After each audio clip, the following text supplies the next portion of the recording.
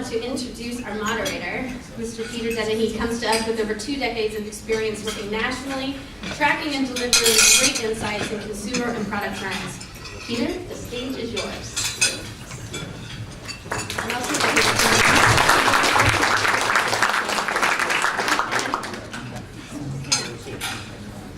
yes. I'm going to use that there. Good morning, everybody. I just want to state that the objective of this morning was to kind of start the year off by talking about trends in 55-plus housing product design. We've got a very diverse panel that's very experienced in everything from for-sale housing projects of the kind of Rancho Mission Viejo variety in the world, move-down products, kind of infill and urban attached projects that are targeting 55-plus buyers in fact or in effect, to affordable to rentals, particularly the affordable type, and then through products that have a continued level of care. So we're going to kind of going to give you an overview of this very distinct product spectrum that's being built again today for 55-plus buyers, and some of the key demographic and product and design trends that are being exhibited in new housing product. We've got, as I said, we have a very diverse group. We have J.P. Ackerman, who's currently the president of strategic real estate at HouseCanary, which is a real estate-focused big data company. They do 3-year forecasts of housing prices each month, and they monitor migration and behavior consumer patterns among 55-plus consumers. JP previously was at Pulte Del Webb for 10 years, I believe, as a regional VP of strategic marketing. So we're gonna have him talk about kind of just what's driving things demographically on an overall basis for all types of 55-plus housing. And then hopefully he'll also kind of speak to us about some of the work he did over the last decade. Laura Archuleta is the president of Jamboree Housing Corporation. They're an Irvine-based nonprofit affordable housing developer that has developed more than 7,000 homes. And I'm sure you know that building housing generally in Southern California is hard. Building affordable housing in particular is needed, and not without its challenges. And they have some projects that target the 55-plus market that she'll talk about. And then our third speaker is Troy Bourne, who's a principal with Speiker Senior Development. They're a privately held developer of continuing care retirement communities that provide a level of care. And they have projects, existing projects in Southern California, and 2 that are on the boards in Orange County and San Diego County that he's going to talk to us about. So the 3 speakers are each going to give a brief presentation, and then we're going to go to Q&A. Let's get started. J.P. Ackerman.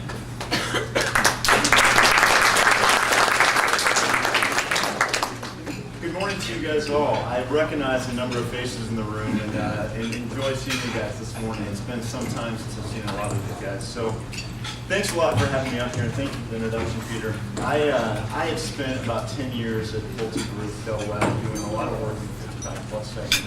And last fall, I actually made the move to go over to HouseCanary, which is a big data analytics firm. I did some work with HouseCanary while I was at Pulte Group, and one of the things that was pretty fascinating to me was really getting a lot of data at your fingertips to understand the transformations of demographics, migration patterns, and consumer behaviors, as Peter had noted, in the marketplace, and trying to put that at my fingertips to understand details at a very, very local level. So when Gina and Peter approached me about doing an introductory presentation, what I wanted to do was to spend some time kind of orienting the group to these transformations that are occurring in the marketplace and the impact to us as a 55-plus group, and ultimately kind of how strategically to digest these relative to how you guys are operating. So I think, am I here? Yes, sir. Great. So yeah, I think I've gone through most of these details. I mean, essentially, I'll start with, if you look at the marketplace today, a lot of the details that you have at your fingertips around what transformations are going on really need to be de-averaged to understand. And if you look at it, I think we all can sit back and understand that we have a couple different big groups coming through the market today. We have the eco boom that's going on, and we have the baby boom. We have a lot of these big groups that are affecting the marketplace and affecting it in very different ways.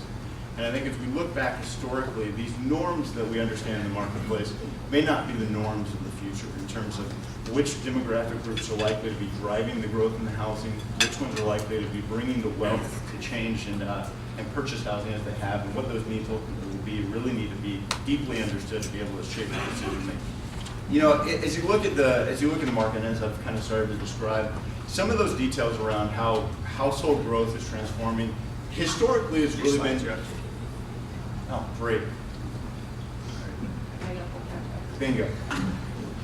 So if you look at the left chart, one of the things that I think oftentimes we look at to understand where demand in the marketplace is going to be is to really look at household growth. And when you break that down around the nation, you look at the different segments of household growth by age cohort, what you oftentimes will see is the 55 plus group is massive. And while you look at the other groups, this kind of young group that's coming through the system, these guys are driving an enormous amount of growth. And so if you look at how the growth in the next 3 years is breaking down, roughly a third is being driven by these young consumers.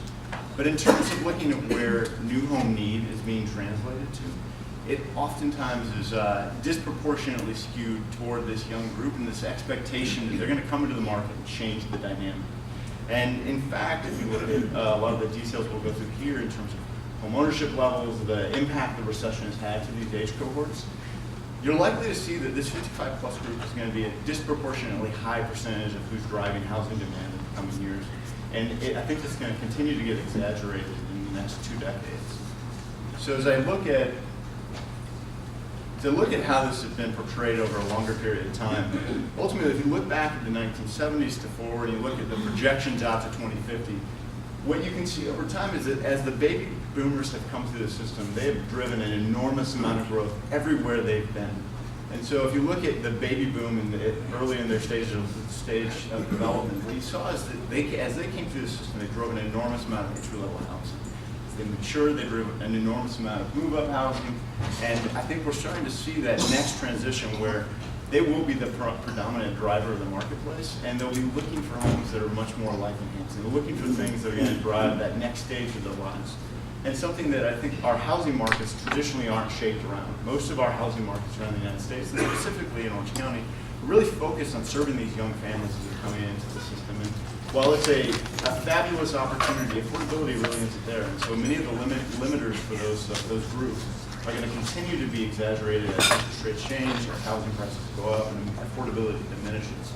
So if you look at this over time, as I said, the senior group today represents an enormous portion of the households. And over time, this is about 15 million new homes over each decade, historically, coming out to that kind of magic number of about 1.5 million per year. As you look forward into the 2020, 2030, and so on, what you'll see is that's dramatically shifted toward these senior groups. And so in the near-term future, specifically in the next 15 years, that senior group is going to be a critical area of focus to be able to drive large amounts of volume in the housing market. I'm going to skip over this and then we'll talk to many of the details. And this is one that I put a lot of focus on and trying to visualize for people what really drives that conclusion that I put out there. And ultimately, you look at the household growth in these kind of first bubbles, and you look at the large group of household growth in that second line is really being driven by this 55-plus group. And while all of them are growing, it is just such a disproportionate size. And we look to the right two columns, what it really is driven by is the fact that as they translate to new homes or needed homes to purchase, they bring so much net worth to the table and such a large home ownership rate. So if you look at this, the ability to purchase is in such large numbers relative to these smaller groups. When you look at the 25 to 34, while there's quite a few of them, the opportunity to go and serve them is very constrained by the virtue of their financial well-being. And I think that's exaggerated by trends that we've seen in home ownership levels. If you look at, frankly, anybody under the 54-year-old age group, everybody's declining in home ownership. And this is not something that's coming out of the recession. I mean, this has been in process for the last 20 to 30 years, and just continuous declines in these groups. So as we look out to the future and really understand how to take this transformation in demographics, what ultimately we'll see is that there's going to be higher and higher risk associated with serving the younger groups and greater opportunity to go in and take opportunity in the 55-plus segments. So put this down, and I'm trying to, I think one of the things we see on the horizon is that Interest rates are at all-time low. We studied this back to the 1700s as it's been tracked, and effectively it's as low as it's ever been. And if you look at the Fed forecast, the forward yield curves, everything indicates at some point this has to go up. And it may not be immediate with the things that are going on in Europe. It's certainly constrained right now, and there's some projections that will hold for the short time. But as you can start to see that go up, what you ultimately begin to see here is that the net worth, the annual household income, those begin to make these, to separate these different age cohorts and their ability to transact in the marketplace. And so I point you out to the right. If you look at the 65 to 74 group, I mean, ultimately you have this massive net worth they bring to the table, a relatively modest income, but still kind of on par with the norm throughout the different age cohorts. But typically they're putting 50% down on these mortgages. So when they're buying these houses, their tolerance for interest rate change is significantly greater because they're putting so much cash into the investment at the outset. And if you compare that to what we're seeing in very young age groups, where you're typically seeing only a couple percentage points down, I mean less than 5% is very typical in the younger age cohorts, that the impact to the affordability to these guys is dramatic when you see a small tick up in interest rates. So, can't really send to stay on them. So, what we ultimately broke this down was to try and understand what's the impact if we go to 6% interest rates. And I think that this I'm going through a kind of a pretty broad discussion in this, but I think it's super relevant to the group in terms of developing strategies and your areas of focus. And as you look to this chart, ultimately I broke down each of the different age cohorts. And as you see in particularly the young guys, they didn't get to participate in the housing market rebound. They didn't have money in play in that. The stock market rebounds, they had no participation in that. And unlike every other recession where the older groups have been had spikes in unemployment rate historically, and they've always been a group that suffered through recessionary periods, unemployment rate actually declined for the older cohorts in this recession.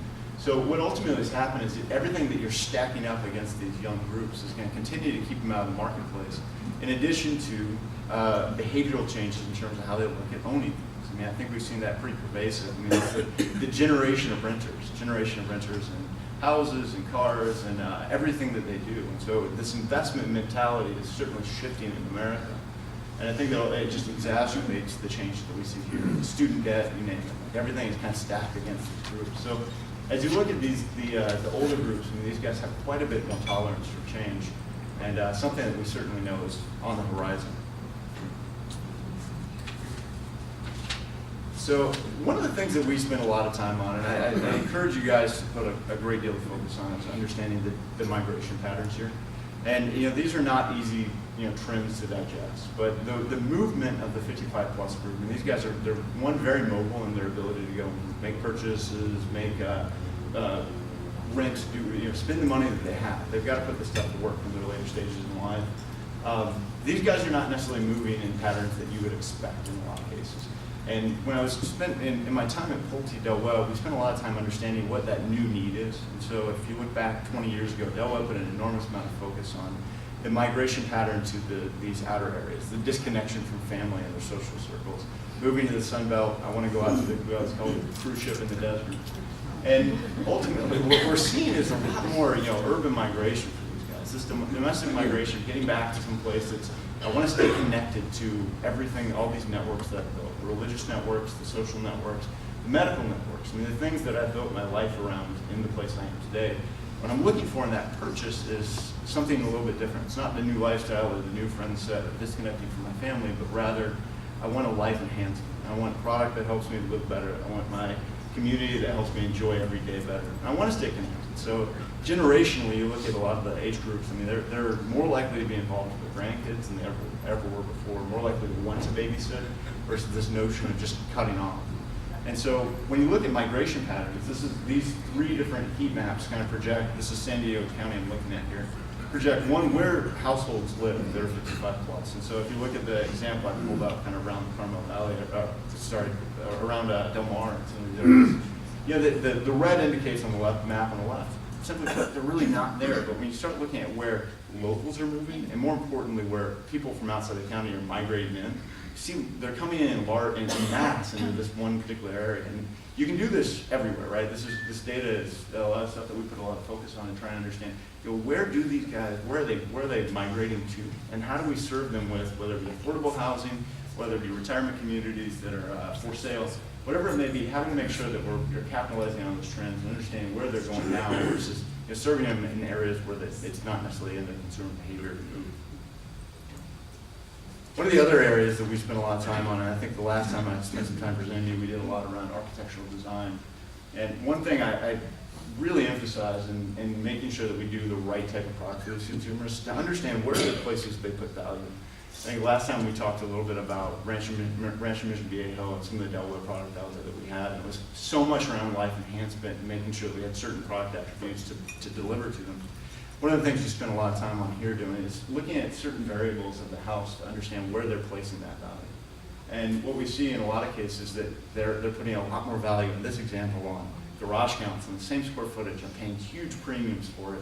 And on the flip side, and not too surprising, when we look at bedroom counts, chopping up the house more for these buyers is a dramatic decrease in value, and you see this rapid fall off for them. So as you dive into the detail and trying to serve these guys, I encourage you to peel back the layers of the data that you have access to really drive those decisions, because what we've seen is the slight decision, the slightly wrong decision on an additional bedroom count or the wrong garage count or the wrong sort of configuration can have a dramatic effect on the bottom line.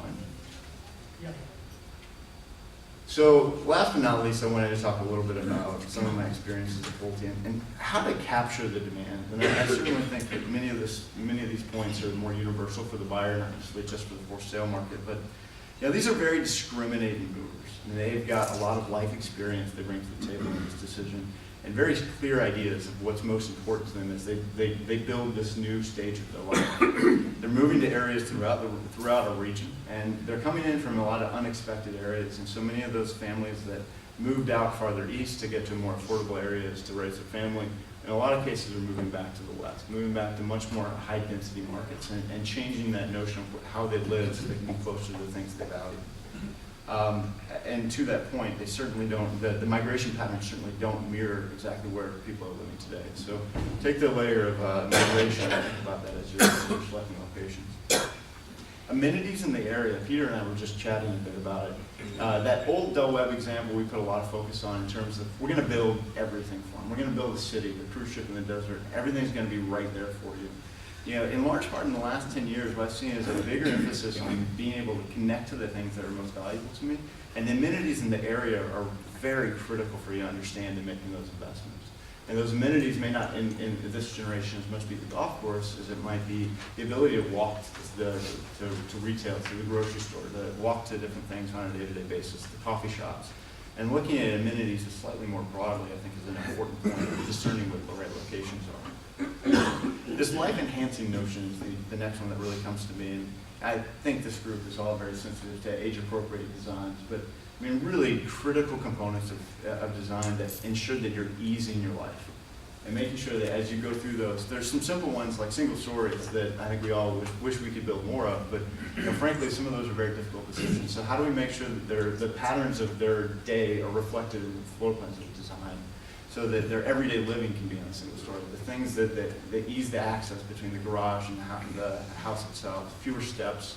A lot of these things are easy, but I think as you do the research and you really get into it with these consumers, they'll tell you there's some of those little details about thresholds, countertop heights, the ability to use the dishwasher. Some of these minute details make a huge difference in the way that their life unfolds every day. The value equation, certainly something we've seen time and time again. The value equation in their purchase is something that they're looking to save money in their current house, or as they sell their current house, they roll into this new one. So you see a lot of downsizing. Certainly, they want to take equity from that current home. And this new home, unlike, in a lot of ways, people thought this reverse mortgage was going to be the opportunity. They're going to go rent this house effectively, and they're going to take money out of their average every month, and they're going to get paid for being in there. Yeah, these guys still look at it as an investment. I mean, they're not ready to die at 55. They're not on their final stage by any means. And I think as we look at this, we've got to really embrace the notion that this is a long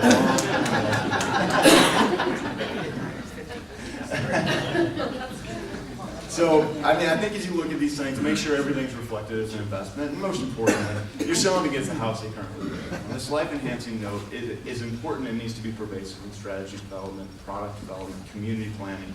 And if you make that a focus, you'll ultimately be comparing against something. It's an easy compare. A lot of the houses that we all live in that are older built, Yeah, there's a lot of compromises that were made in those, not just quality, but floor plan design, some things that have changed pretty dramatically in the last 20, 30 years.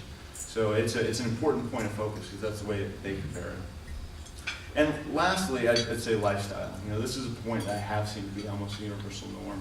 And while the golf course may not be as important as it once was in these retirement communities, ultimately lifestyle has not shifted. This sort of social network is a critical component in building lifestyle in these communities is really an essential thing. So continue to put that focus there is key. On the floor plans, I think that's something we've seen just in every community I've been affiliated with in the 55 plus segments. Entertaining is a almost everyday thing in some form of it. Our surveys when I was at Del Webb was almost everyone was entertaining 3 times a week. And in some form, having guests over, whether it be during the day or during the evening, it was always a critical component of how this house lived and indulgent. And I think we think of with young families a lot these days that I don't want the big master bathroom, I don't want the bathtub. And in this group, this is an area they spend quite a bit of time. Making that 30-minute bath before they get ready is almost an everyday ritual for many of the homeowners. And so we think about how the homes can convey that indulgence. And I think that's a great marketing point and a key thing to think about in design. Community placement we've talked a little about and making sure we're connecting these existing networks.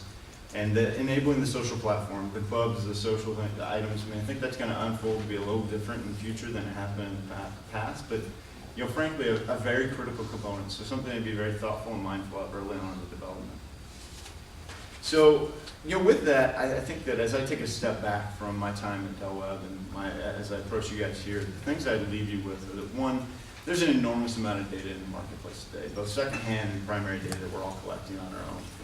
I encourage you to use it at every stage, and I think that what we've seen in the past 20, 30, 40 years in the marketplace has built a lot of instincts around what the next 20, 30, 40 years are going to look like. And I would challenge you to challenge yourself as you're making those decisions.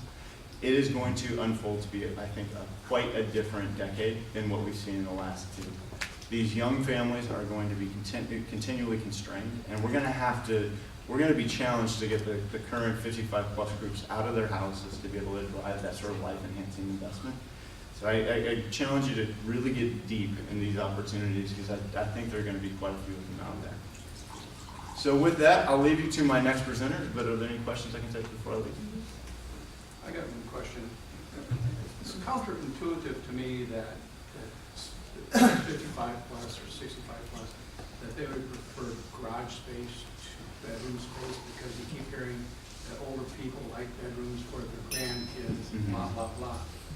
So is that counterintuitive or how do you explain that? Well, I'll give you a couple examples. One, and this comes from my days in Del Webb communities, oftentimes what we heard is I want 1 bedroom for us, potentially 1 guest bedroom, potentially, and a den space. And that den space is something I want to be able to ultimately convert to a bedroom use as it's necessary as I have a guest.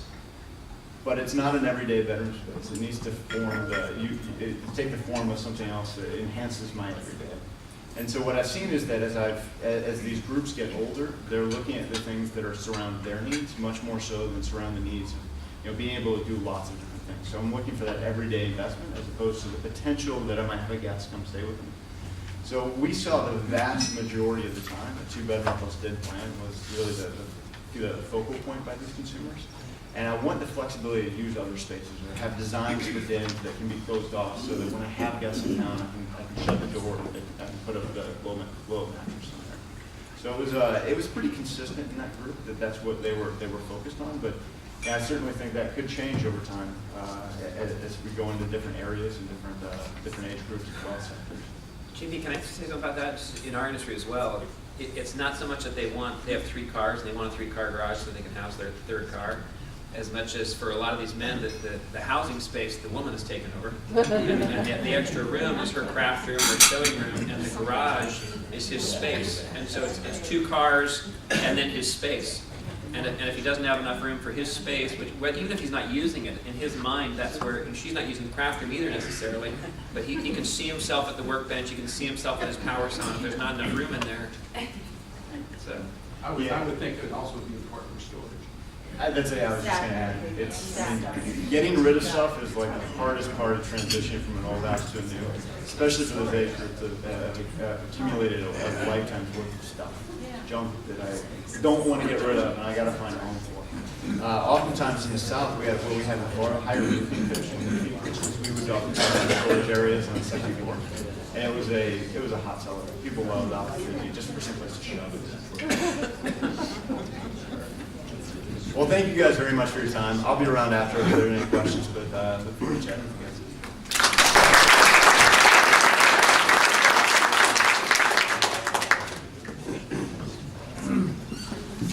That's a lot of information, and I think just a lot to process as we look at the needs in the communities that we're trying to serve. So again, my name is Laura Archuleta, and I'm president of Jamboree Housing Corporation. Jamboree is a 501c3 nonprofit, and our mission is to improve communities through the development of housing that's affordable and the implementation of services that are impactful. So what does that mean? That means our mission is not to just build housing. Our mission is much broader than that. It's about community development. And that's why I'm excited to be here today, because I think the folks in this room, whether you're a developer, a designer, a service provider, an operator, a marketing sales agent, you really have a direct impact on the 55 plus community, or you want to have a direct impact, and that's what you're here to learn about. So I thank the group for inviting me to be here. I think about affordability, and I think, well, it's just kind of a small part of the segment, although it's really not, because I know at whatever segment, even if you're at the high end, you're concerned about can people afford your home. The folks that we serve are in a bit of a different category. Let's see if I can, here we go. So again, we are a 501c3 nonprofit, and our mission is to provide housing for very low and lower income seniors, families, those with special needs. So in our senior component, you can see here, we're serving folks who are 55 plus, 62 plus, depending on the financing and the size of the development. Our income criteria of the people that we serve are 30 to 60% of the area median income, and the majority of our portfolio are people earning below 50% of the area median income. So you can see some of the numbers there. Households 30 to 60%. And the 20 to 33,000 range for a single person, and the 23,000 to 38,000 range for a two-person household. So affordable housing is its own kind of world of financing restrictions. We typically have 5 to 7 layers of financing to get our developments built, because we're setting a capital stack that doesn't change. So it's not that we're looking for monthly ongoing subsidies most of the time. The majority of our developments are set up as such that they have very small permanent mortgages so that our residents can afford to pay their rent. And if we did a for sale product, we have in the past done for sale affordable housing. It's the same, it's kind of set up the same way, where their mortgage is tied to 30% of their income. And so everything else is coming in from all these different layers of subsidy.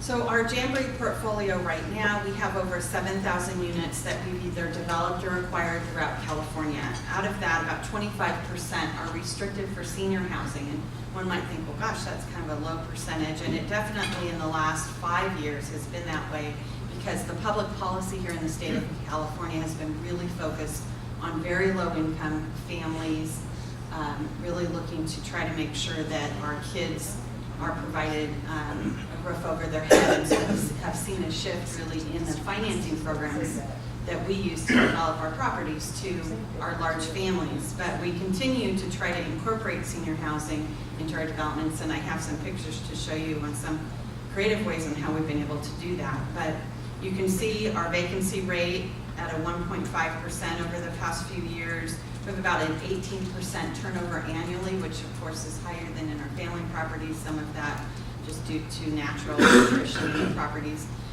In the downturn, what we did see is we saw some of our seniors moving out because their families needed their income, even though they were very low income, whatever income they had, to come in and help them either keep the home or help them keep their their multifamily housing unit, whatever they were living in. Our average tenancy is 7 years.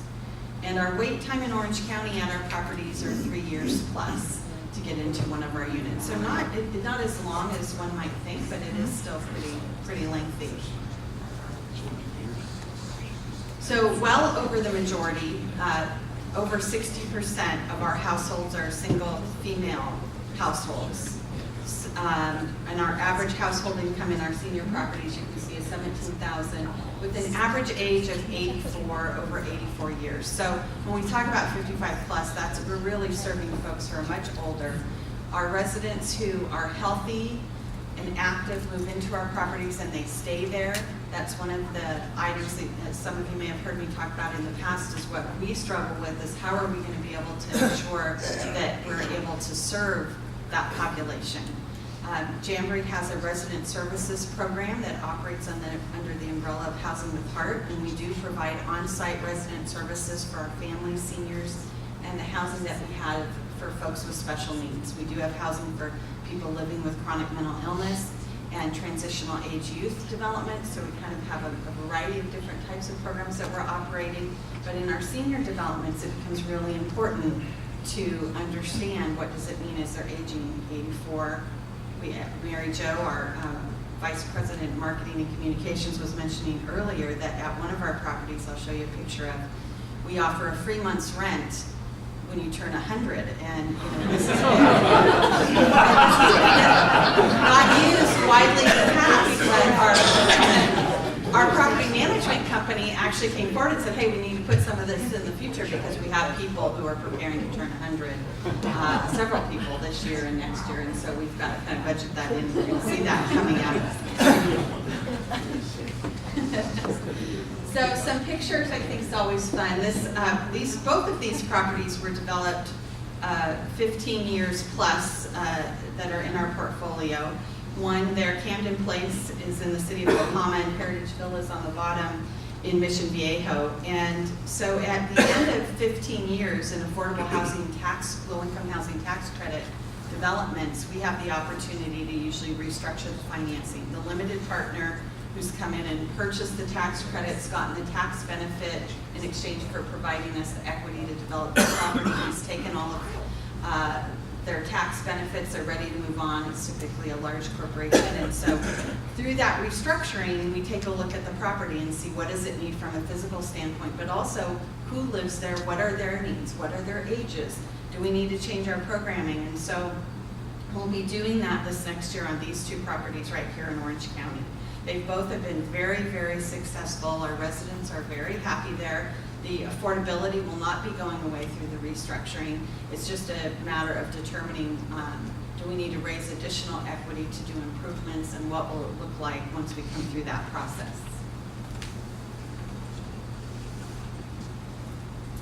So this property here in Irvine, some of you may know, and as I show these properties, I do want to thank, there's lots of people in the room that have worked on our affordable housing development in a variety of ways, and so I want to thank you all, because we would never have these high quality, impactful properties without your involvement. But the Meadows is a 360 space mobile home park here in Irvine, 40 plus acres, that is affordable to about 500 people that live there. And one of just really a shining jewel in Jamboree's portfolio, obviously from the value of the property, you can imagine 40 plus acres in Irvine.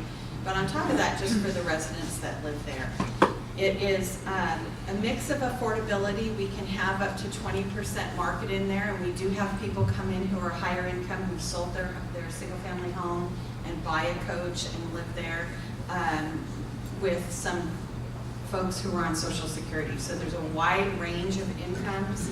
We do have a beautiful brand new clubhouse. You can see the before and after in the top picture there. Jamboree was able to restructure this property and pull out and put $4 million into the restructuring of that clubhouse. And it has just been such a positive impact for the life of the seniors. When we did the reopening of the clubhouse, the residents had not been able to get in there during the renovation, which took quite some time because we did include them in the development process and asked for their input. So we had a lot of meetings and a lot of discussion. And you can imagine, it's kind of this hybrid. They've invested their money in their coach, so this isn't the same scenario we would have in a straight rental development. So we had a line around the building of the residents waiting to come in for the grand reopening party, and one of the residents came up to me and said, she said, look at the difference, this could sound really sexist, but look at the difference in how the men are dressed today than how they normally would dress when they would come to the clubhouse in their shorts and flip-flops. They're proud, they're excited, and I think that pride of ownership and living there, you can really see the difference. And that's why I think I get excited to talk to this group, because what you build, how you design it, how it looks, does have such an impact on how they view themselves. And just because these folks may have put away some money, may have an income of $40,000 or $50,000 a year now, but not be able to afford anything more at this stage of their life, doesn't mean that they should be living in something that's really not that's substandard. And not, the prior clubhouse was not substandard. It just was not anything close to what we were able to do here. So you can see we've got the library, we've got an arts and craft room, we redid the pool. We have the mermaids group here that is active every day, swimming in that pool, really important part of their physical activity, and a pretty exciting development for us. On top of that, there is a financial return to the residents, because although it's affordable, there's not restrictions on what they sell their coach for. So a nicer park is going to generate for them additional revenues when they do sell their coach. This property here is an interesting one. This one's in Huntington Beach, and we had known of this property for years because the city actually built it. And as you know, in Orange County, there's very few cities that actually build their own housing, which in my opinion, having worked in city government for 12 years, is a good thing, because you don't really need the residents at the council talking to you directly about their rent increases, and that's what's happened here. They built the property and they made it affordable, and then every time they tried to raise their rents from $250 a month, they were stormed with residents, so they never raised the rents. And they were not able to maintain the property, and it had so much deferred maintenance, so you ended up with these seniors living in a city-owned property that had all this deferred maintenance. And on top of that, when we approached the city and we were going through the financing, we realized that the city was taking that $250 a month that was coming in, and they were paying other city services with that money. So it just was one of those things that kind of got out of control with the city, and so we were really happy to partner with the city and sit down and say, okay, how could we restructure this? And we were able to bring in low-income housing tax-exempt bonds and the tax credit program to restructure it and renovate it, and again, make just a huge difference for the residents there. And we did not immediately raise rents, but we did put in a plan that over time, the rents would increase to what would be considered low-income housing tax credit rents at our traditional properties, but above, definitely above where they were.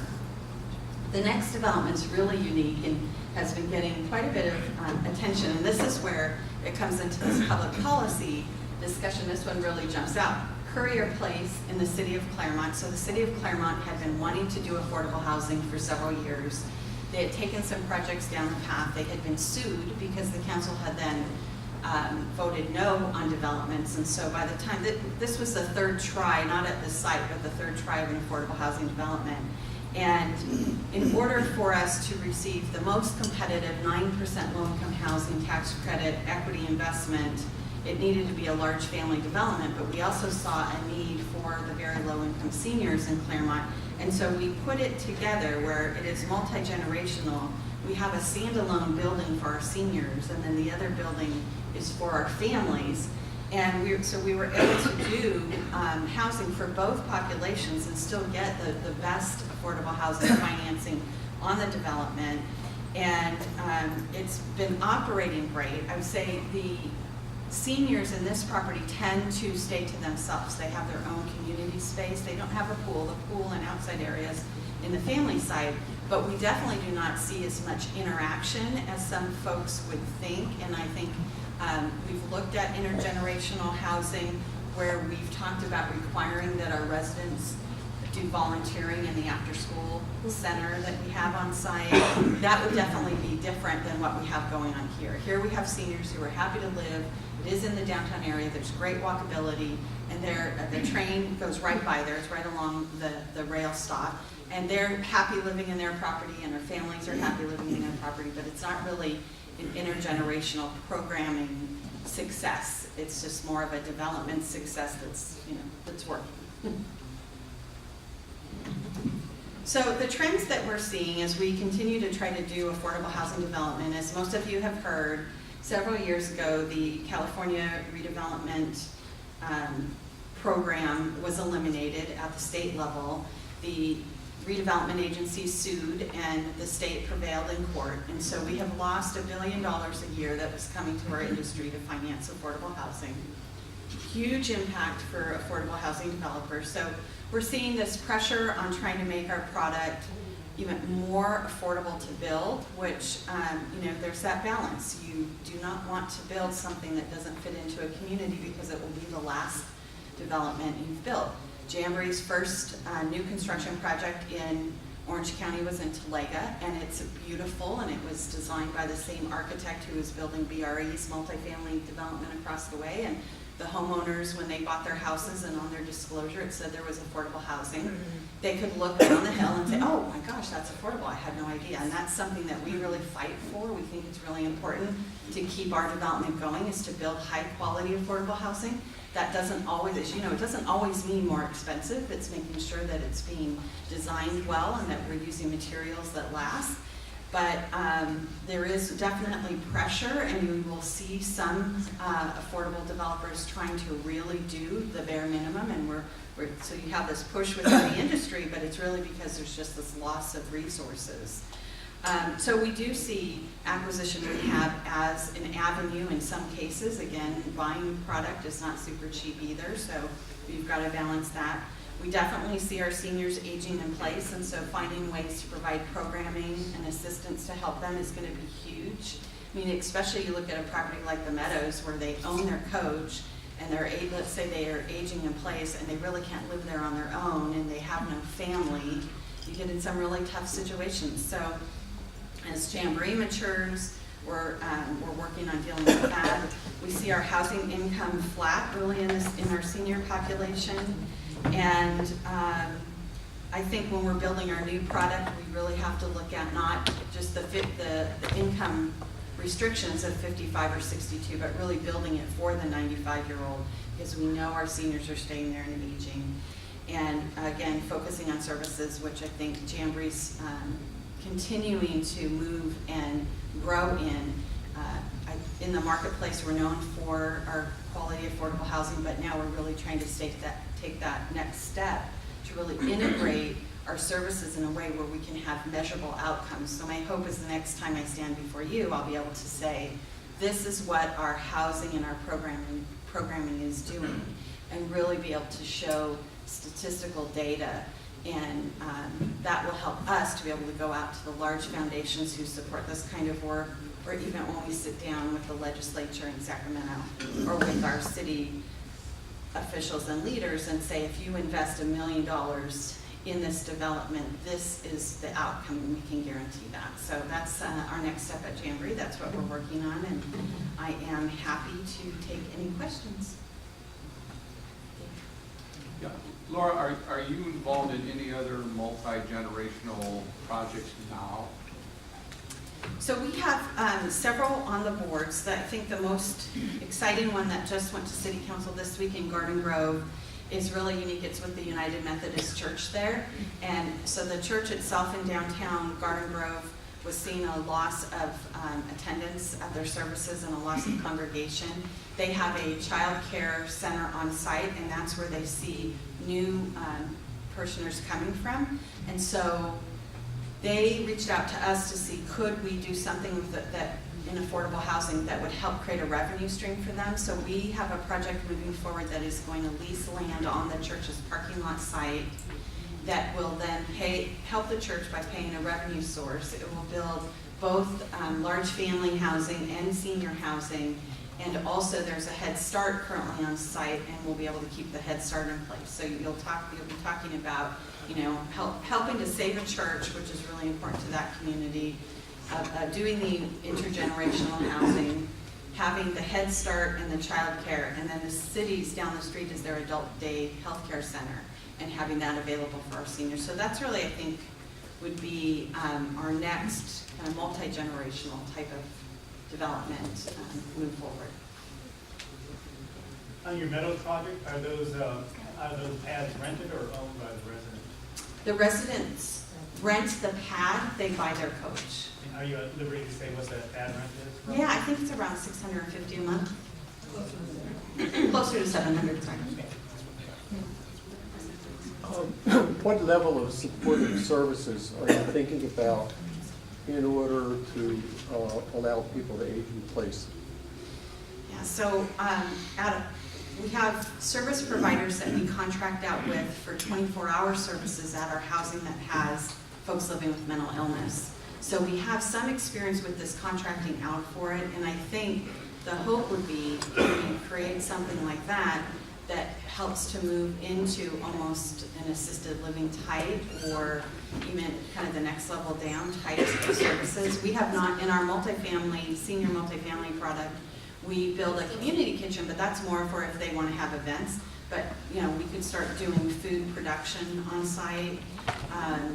So however we can get into that, we've met with some other providers of senior housing that actually have the medical staff on site and are looking at contracts with them. But the problem is, of course, if you've got a very low and extremely low income senior, the revenue sources for those services gets complicated. And so it's how do you bring together kind of the high end CCRC or something like that into what we're doing, and how do you blend those worlds? We've had those meetings, but that's our big challenge. Great. All right. Thank you.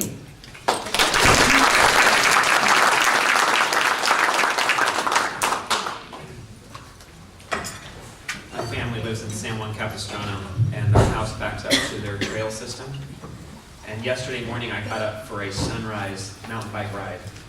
And I went up a particularly steep trail to the top of the ridge, kind of behind, at the top of their ranch, and overlooks Rancho Mission Viejos, that corner right out there, for those of you familiar with the area.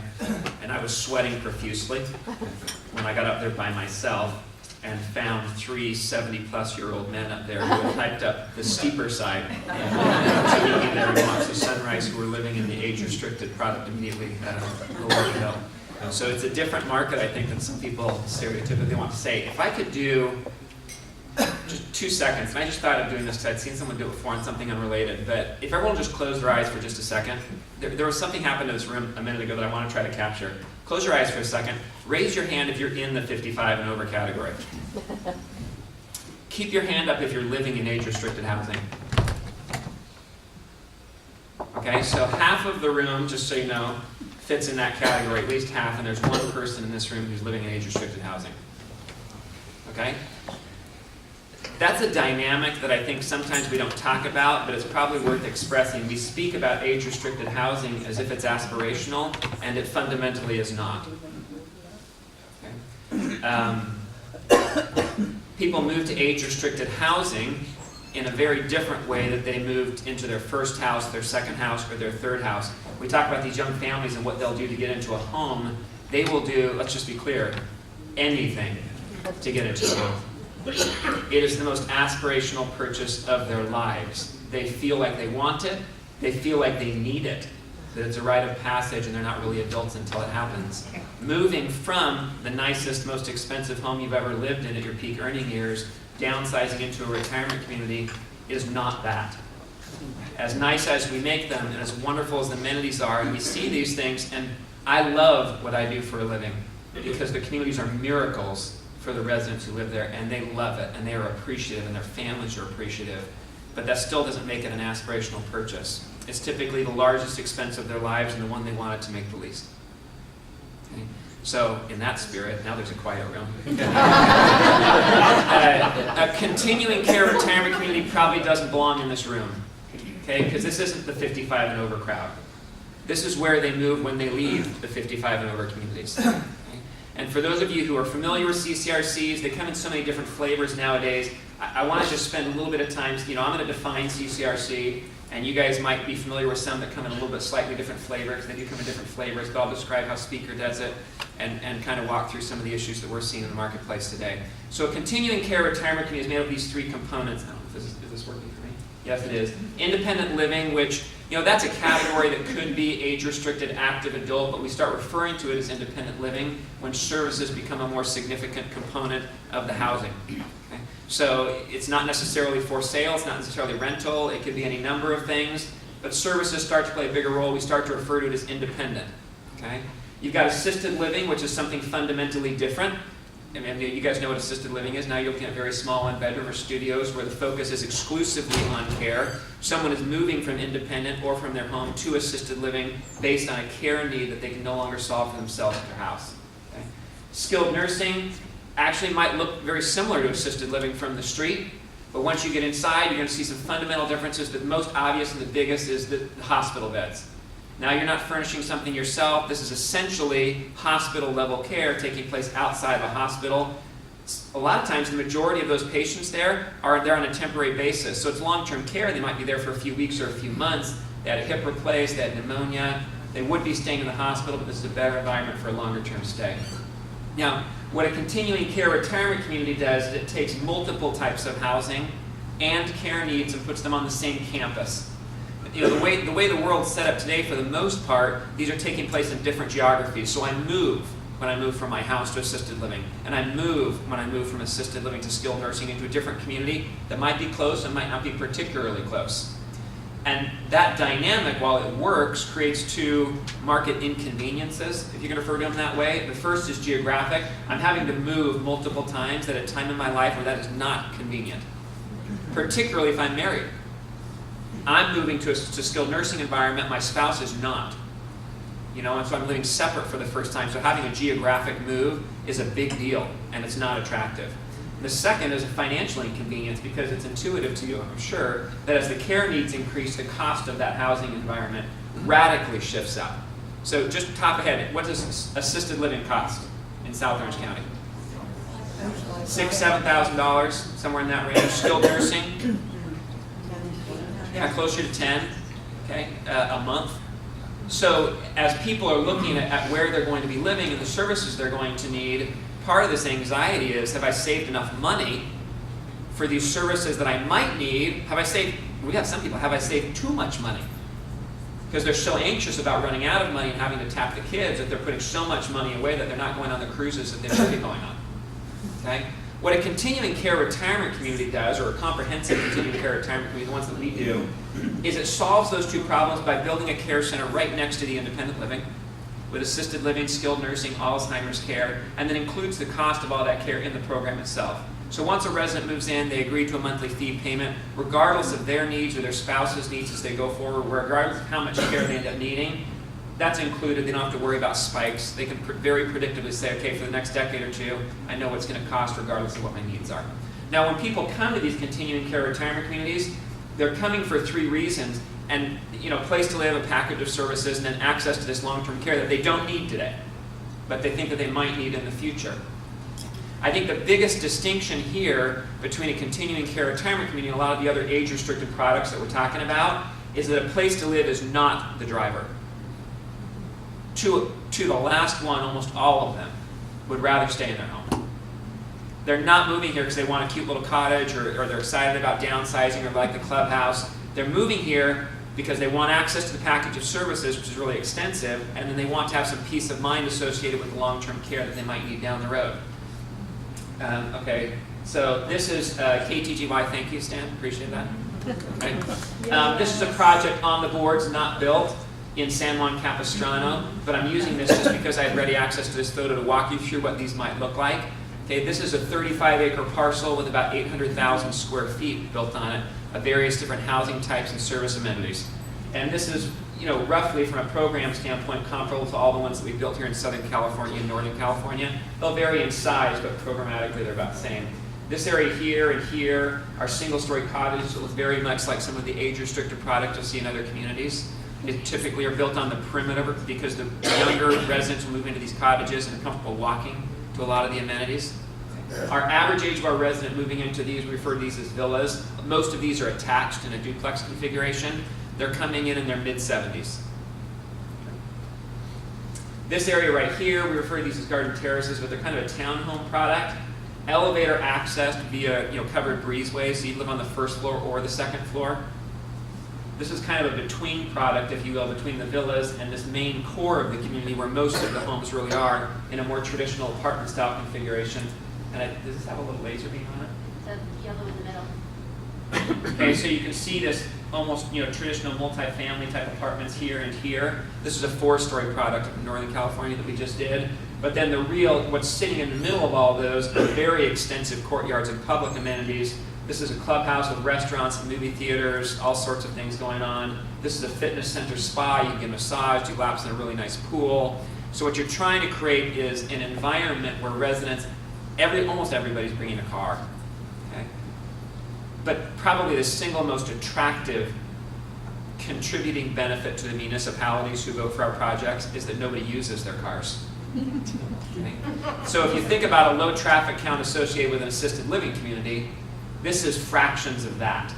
Because they're moving to a community in part because everything that they want is right there. I really like some of your comments about this model that we think about, hey, I'm moving to this cruise ship on the desert. We have seen a huge number of residents who, whether it's to the desert or somewhere else, wanted to move out. Now that they reach this age and they're starting to look at these services, they are moving right back in. And the communities themselves serve as a microcosm of that dynamic. They want to move to a community where it would really be nice if most days they don't leave the community. So they have multiple different restaurants to choose from, performing arts centers that they can go to, classes that they can have with their friends, and if they leave, they can leave with some friends in a group setting and do different things. So the traffic counts associated with CCRCs, all of my conversations with cities, that is the big driving thing. Is big master plan communities will call us and say, how much land can you eat up? Because we want to get this market rate housing in, and we want to get this retail in, and we've busted our traffic bans for the EIR. And we need to eat up some land and not use any trips at all. How much land can you eat? So it's a very different dynamic because the traffic counts are so low. Just to kind of walk you around what these look like, front door. This is the inside of a clubhouse. It's an interesting dynamic. We get someone who will come in and pay. When you move into a continuing care retirement community, it's not a for sale thing. It's not really a rental thing. It's licensed by the Department of Social Services. It's kind of its own animal. But you pay an entrance fee, which is roughly the equivalent of purchasing a house. And that's the large majority of that goes back to the kids when they leave. And then they pay a monthly fee. And you get this big spread. So this project that you're looking at right now is up in the Bay Area in Pleasanton, where the median home value is between $800,000 and $900,000. Okay, just to kind of give you a dynamic. Our pricing here ranges from $269,000 up to $1.7 million. So you've got this huge price range inside of the community, providing our own affordable housing, if you will, that cross kind of subsidizes itself. But the trick of that is all of the common amenities need to be built to the highest common denominator. Because the person coming in and paying $2 million wants to walk in and eat at restaurants and be in clubhouses and theaters and swimming centers that look and feel like the club that they just left. And for everybody else, it's typically the nicest place they've ever lived, and they get guilt cramps. The kids walk in and you hear these conversations where they're trying to explain to their kids why this is okay. And the kids are like, no, this is great, Mom, this is awesome, but Mom feels bad. And I know, but one of the restaurants, billiards rooms. And then right here, up here at the top, that's the care center. So pedestrian access from the balance of the community. Spouses can walk and have 3 meals a day together if that works for their care situation, but they don't need to get in a car. And people can move back and forth. It's interesting, our rate of care usage inside of our continuing care retirement community, people will use it younger and they'll use it more often. Because if you think about the hurdle to care when I'm living in my home, I'm going to leave my home, leave it by itself, and go get care in an assisted living community or skilled nursing community, and then come back. It's a very difficult hurdle to get me to go get that care. Where here, if I'm under the weather, or if I go to a hospital stay, it's no big deal to stay in skilled nursing for a few weeks because I'm right across the street and the guys are taking care of my house for me. And so they have a tendency to use the care more than they otherwise might, and that's a contributing factor to a really interesting statistic. Across the country, residents who live in continuing care retirement communities will live 2 to 4 years longer than people who do not live in a continuing care retirement community. They'll live longer and they'll, let me make a little more of it here. They'll live longer and they'll die faster. Okay? Which is what, if I can say this, it's what we all want. Okay? But at the same time, very, very small percentage of the people who could afford to do this and are age and income qualified to do this do it because of what I very first talked about. It's not an aspirational purchase. You know, people play this dynamic of, I know that's the right idea. That is a good idea. I'm going to do that when I'm old enough. You know, and it's interesting because we'll have some people coming in their 60s and explaining to us that they're not too young. And we'll have people coming in the 90s saying, when I'm at that stage of life, this is exactly where I'm going to go. Okay? And though I'm not making that up, I'm not trying to exaggerate. Those are literally the dynamics. Okay? And in our experience, the single biggest factor that differentiates someone who is ready earlier than we would say they're ready, and somebody who's not ready way past the point of when we know they need it, is who cared for their parents.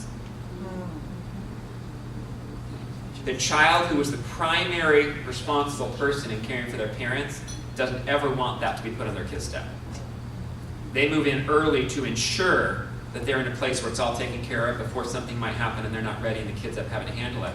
The one whose sister took care of their parents is still immortal at 90 because nothing will happen to them because they haven't seen them up close. Okay, okay, that's that care center, you don't care. So, well, I don't, it's a dark picture, it's a dark room. Any questions you guys have? I can talk about, yeah. I have a question. The difference between the continuing care where you pay the $260,000 and you're paying $1 million, why would somebody pay $1 million if they could get the same thing for $260,000? So we had someone move into our community in Northern California with a $90 million net worth. Okay? And he moved into a 1-bedroom apartment for about $350,000. And the representative that was working with him asked him that question. Why are you electing this as opposed to the others? And he said, that's why I have what I have. but let me explain the dynamic. He had figured out what most people don't, which is that the service and the amenities are exactly the same for someone who's living in our largest standalone freestanding home and someone who's living in our smallest apartment. And he was living by himself, and he said, well, this is ridiculous. Why would I pay more when I really came here for the services? If I want to stay in a big house, I live in my big house. But to some people coming in, it's, you know, when we talk about this aspirational versus non-aspirational purchases, they can't get over not having a lot of space, even if they acknowledge they're moving for the services, and space is at a premium in continuing care retirement communities. So the difference in prices is really just the size of the home that they choose to live in.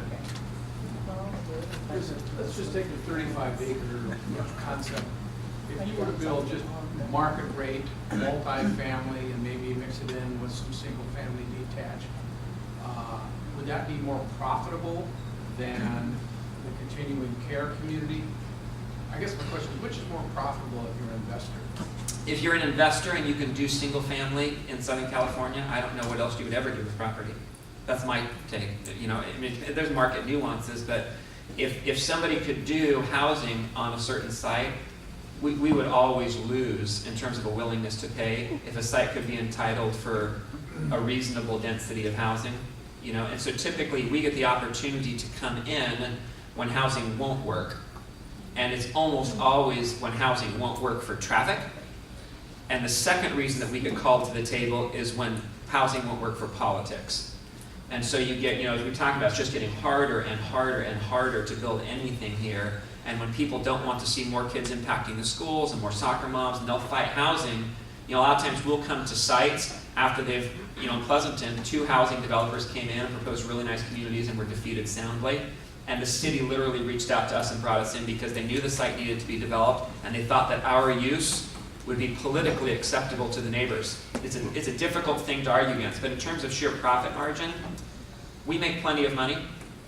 We're not a nonprofit, okay? But it is pushed way out. And our investors, for better or worse, that's consistent with their investment criteria and goals.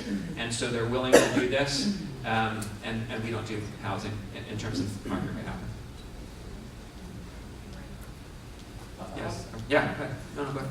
We'll get to this. Your CCRC, how do you relate that to the Active Bill 55 community? Is it separate? Is it integrated? It's, for us, a true 55 and over community. Okay, so whether it's something that Del Webb has done or what we're doing out in Rancho Mission Viejo, you see a lot of that. That to us is a feeder. Okay, I can tell you that in the pre-sign-ups for the community that we're doing right now in San Juan Capistrano, we have, I bet we have 40% of an age-restricted community in San Clemente has signed up for the CCRC. So people that moved once looked around and said, this was really great, and they lived there for a decade, and then they start to recognize that the services and the things that they're going to be needing aren't available in that 55 and over community. That was the fun stuff. That was the bocce ball and the clubs, and we're entertaining all the time, we're shopping, and they get to a point. Our average resident, I said 75 when they move into little houses, our average resident overall is typically 78 to 79 when they move in. Okay? And so they're getting to that age where they've been in their age-restricted housing for 10 years, but now they're looking for some services. So to be near those products for us is a big win because it's such a rich source of new sales. I mean, is it like on the same campus now, or? It could be on the same campus, but it doesn't have to be at all. We've never done it integrated into a 55 and over, in large measure because most of the 55 and over product that's built to scale in California is built in areas too remote for our clients. Well, that's changing. And that's changed, right? So, if Rancho Mission Viejo came to us and said, we'd like to put your CCRC right in the middle of Rancho Mission Viejo, that would work for us because Rancho Mission Viejo isn't it's not Palm Springs, or better example would be like Brentwood in Northern California. Some of you might not be familiar with that, but it's 30 minutes outside of your Danville, Walnut Creek, Pleasanton corridor. It's 30 minutes further east. It works for a big, large, several thousand home age-restricted community. It would not work for our buyer because it's simply too remote from hospitals, shopping, airports, and things like that. So as long as we were close enough into the core, our residents are no longer, they're not excited about an adventure in a new place. Their world's getting smaller a little bit, and they want to be around things that are comfortable and convenient. And so as long as that community was in an area that fit that criteria, we'd be open to it. Yeah. Troy, can you give these guys an explanation of the difference of CCRC flavors that are out there? Matter of fact, we have several in Orange County that don't offer all the true levels of services of CCRCs.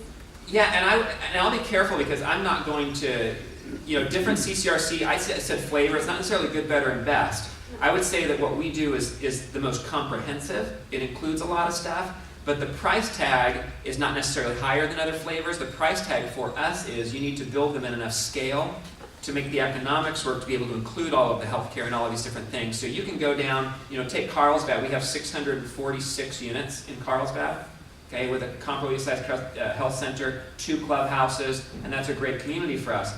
But in Carlsbad, there's another community called Carlsbad by the Sea, which is, I think, sub 200 units. Okay? And so they have access to care, but it's pay as you need it, because they just don't have the economies of scale to be able to throw that in. And so a lot of communities will come and they'll have a continuum of care. Probably the most popular flavor that you'll see is they'll do independent and assisted and leave out the skilled. The skilled is so expensive to build and to license and to operate that unless you really have a crack team and some reasonable scale, it's almost impossible to do it on a smaller scale. The constraint you have, though, in the market, I think you're going to see more and more of that product because, I'm on 35 acres.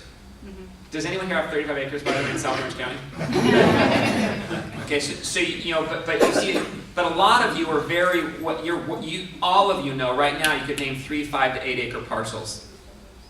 Okay, and so a variant of this that doesn't have skilled nursing or that doesn't include the health center or that doesn't include, those fit in that type of a model. They might not be as comprehensive and it might not provide the same sort of peace of mind kind of thing that you're going for, but it's what works if you can't find a site that can host a more comprehensive community.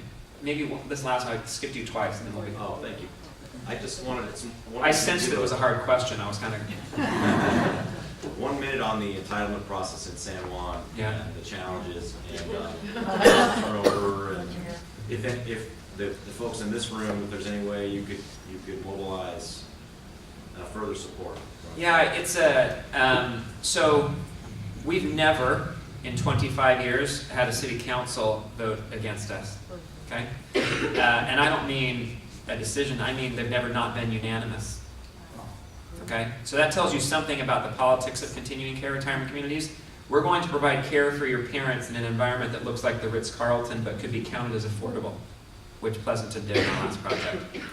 Oh, by the way, we have no traffic. How does that work for you, council? Oh, by the way, San Juan, we're going to be the largest property tax payer in the city and one of the top employers.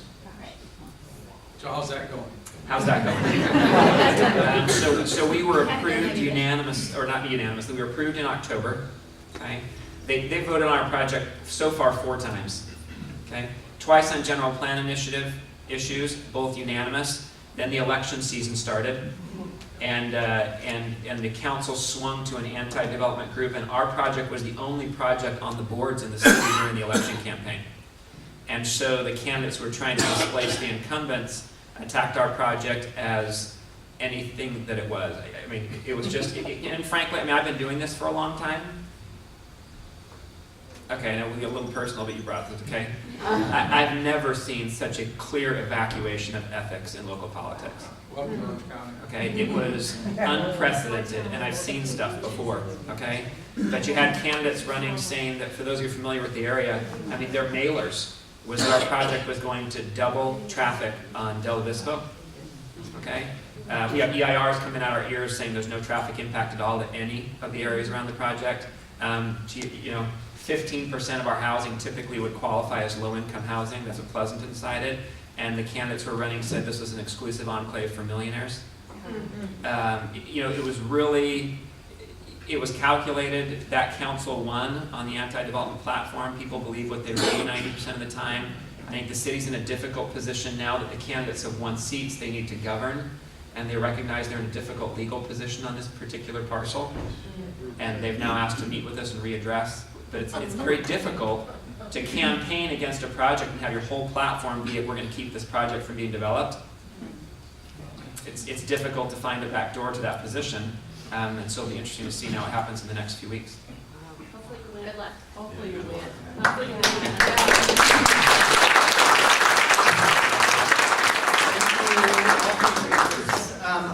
I think what you heard is incredible amount of opportunity and diversity. Those are, I mean, really everything from a Rancho Mission Viejo type of project being developed right here in Orange County to move down products. Like if you're familiar with what's being developed at Playa Vista, that's kind of that walkable community, urban environment, move down products, single level living that market rate, all the way through kind of affordable housing. There's obviously a great need for that. And then the other end of life as your world starts getting smaller. Although one thing I heard is, value equation is important at all steps of the process. Even if you have a lot of money, like the gentleman in Northern California, you might not still want to spend it. You might want to just live within your means. Walkability is really very important. And so that's different than maybe 10 or 20 years ago and what we were doing in 55 plus housing. And then just the lifestyle and the product looks definitely different in terms of, less focus on golf courses and expensive things and more on social programming, and very much a focus on entertainment at a certain level, and then just also just kind of single level living and wellness issues in the housing. So I think those are trends across all the housing that we've heard about today. That I think you can take forward with you. And with that, I think we'll bring the program to an end. I understand you have co-housing next month, which is an entirely different type of housing. I think is really interesting. So hopefully you'll join them back here for February. How about a big round of applause? A